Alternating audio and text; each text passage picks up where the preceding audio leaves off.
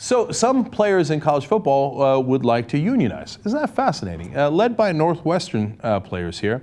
And they took it to the National Labor Relations Board. And Peter Orr, who's the member representing that board in Chicago, ruled in their favor, saying, hey, wait, you're getting scholarship money, and you're getting some sort of compensation.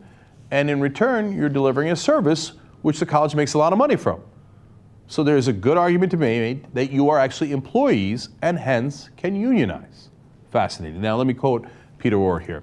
He says that the scholarships are a transfer of economic value is evident from the fact that the employer, the university, pays for the players' tuition, fees, room, board, and books for up to 5 years. Well, that's hard to argue with.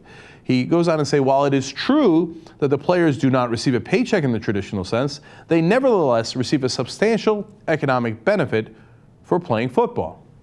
Once again, pretty hard to argue against that. Now, of course, the university and the NCAA says, no, that's outrageous. This is a standard scholarship that you would get for math as well. And it doesn't mean that they're all of our employees.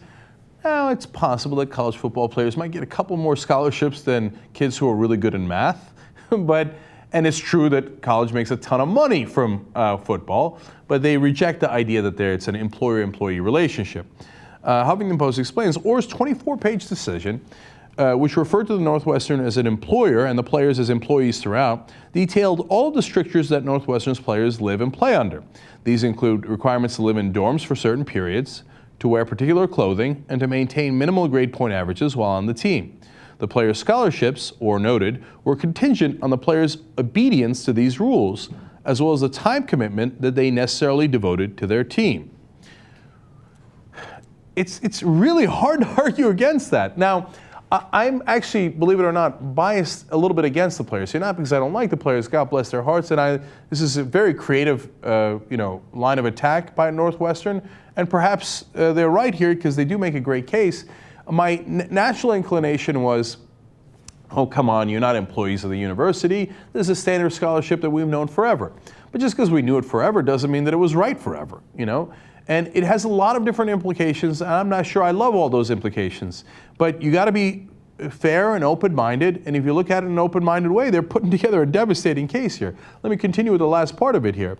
Huffington Post explains, the school in turn benefited financially from the players' time and talents according to the decision. The decision paves the way for an election to be held in which only scholarship players can vote. So, it is possible that they could have an election to unionize. Scholarship players who are considered employees would vote, and in which case they would be unionized. Isn't that amazing, the idea of college football players being unionized? They certainly do get a benefit, and they certainly do need a lot of protections. So, very interesting. Now, this is not settled yet. There's just one member of the board. This now goes to the larger board in Washington to make a final decision on it. And then, of course, there'll be ramifications if they decide the same thing. And that fight will go on for some time. But it could change the face of college football. And overall, I think it is a unique and fascinating challenge. And they're very creative about it and make great points. So kudos to them. And hey, it would be a fascinating new world if we had the United Workers of Northwestern versus the Steel Workers or the Boilermakers of Purdue unionized. Just because we're not used to it doesn't mean it's not right. So, brave new world.